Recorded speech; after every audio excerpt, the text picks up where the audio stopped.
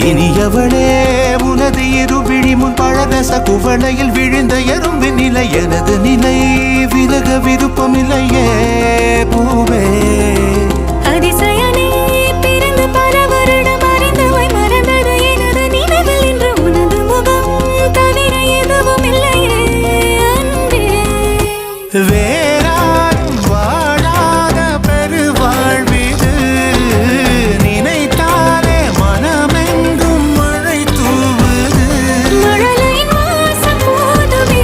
தலையினில் வானம் போதுமே ஒரு கணமே உன்னை பிரிந்தால் உயிர் மலர் காய்ந்து போகுமே நீதானே பொஞ்சாதி நானே உன் சரிபாதி நீதானே பொஞ்சாதி